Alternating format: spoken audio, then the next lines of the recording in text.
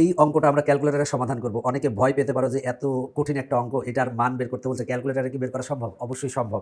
আমরা ক্যালকুলেটরে সমাধান করব। দেখো ঘনমূল দেওয়া আছে, প্রথমে ঘনমূল দেওয়া আছে, তারপরে শিফট প্রেস করে এটা প্রেস করবো, তারপরে ঘনমূল হবে, আবার ঘনমূল দেওয়া আছে, তাহলে শিফট প্রেস করে আমরা এটা ঘনমূল দিলাম, আবার ঘনমূল দেওয়া আছে, তাহলে শিফট প্রেস করে ঘনমূল দিলাম, দিয়ে আছে কত 729 আছে, 729 আসে। দেখো এটাই কিন্তু চলে আসছে। এবার ইকুয়াল প্রেস করো, করলে কত অ্যান্সার আসে দেখো 1.27 আসে। 1.27 কোনটার ক্ষেত্রে আসে সেটা আমরা দেখব।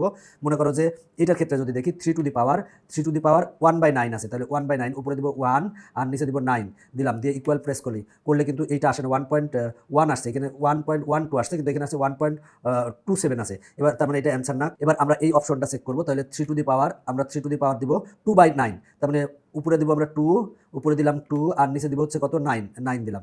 এবার ইকুয়াল প্রেস করলে কত আসে দেখি 1.27 আসে, 1.27 আসে, তার মানে খ অ্যান্সার। দেখো এইখানে যে অঙ্কগুলো দেখতে পাচ্ছ, এই অঙ্কগুলো কিন্তু সবগুলা একটা পারলে বাকি সব অঙ্কগুলো পারবা। এখানে এই পৃষ্ঠায় যতগুলো অঙ্ক আছে সবগুলো অঙ্ক পারবা যদি তুমি এই একটা অঙ্ক পারো। তাহলে আমরা অঙ্কটা যদি কিভাবে করতে পারি, দেখো এখানে রুট ওভার অফ আছে a টু দি পাওয়ার 4, তাহলে রুটের কারণে আমরা a টু দি পাওয়ার 4 লিখলাম, আর রুটের কারণে পাওয়ার লিখতে পারি 1/2 লিখতে পারি।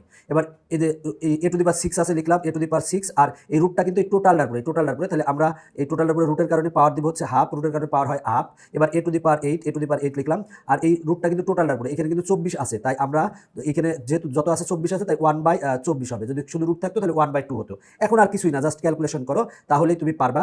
a টু দি পাওয়ার 8 লিখলাম, a টু দি পাওয়ার 6 লিখলাম, এবার এইটা আর এটা কাটো, তাহলে কাটলে এখানে 2 হয়, তার মানে থাকবে হচ্ছে a স্কোয়ার থাকবে। আর এই যে এই ব্র্যাকেটের কাজ শেষ, আমরা কাটাকাটি করছি কারণ এই পাওয়ারের সাথে এই পাওয়ার গুণ হয়। এবার আমরা এইটার উপরে পাওয়ার আছে কত 1/2 সেটা দিলাম, আর টোটালটার উপরে পাওয়ার আছে কত 1/24 সেটা লিখলাম। এবার দেখো a টু দি পাওয়ার 8, দেখো a to the power 6 a square, দুইটার বেজ হচ্ছে a, তাহলে একটা a লিখতে পারি, তাহলে পাওয়ার দুটা কি হবে যোগ হবে, বেজ যদি 1 হয় তাহলে পাওয়ার দুটা যোগ হয়, 6 আর 2 যোগ করলে কত হবে 8 হবে। আর এরপরে পাওয়ার কত আছে 1/2 আছে, আর টোটালটার উপরে পাওয়ার কত 1/24, এখানে 24 হবে। এবার এইটার এটা কাটো, তাহলে এখানে থাকবে কত 4 থাকবে, তাহলে a টু দি পাওয়ার 8 আর এখানে থাকে কত a টু দি পাওয়ার 4, আর এরপরে পাওয়ার কত 1/24 ইকুয়াল টু, দেখো দুইটার বেস কত একটা a লিখলাম, তাহলে পাওয়ার দুইটা যোগ হবে 8 আর 4 যোগ করলে কত হয় 12, আর এরপর পাওয়ার কত 1/24।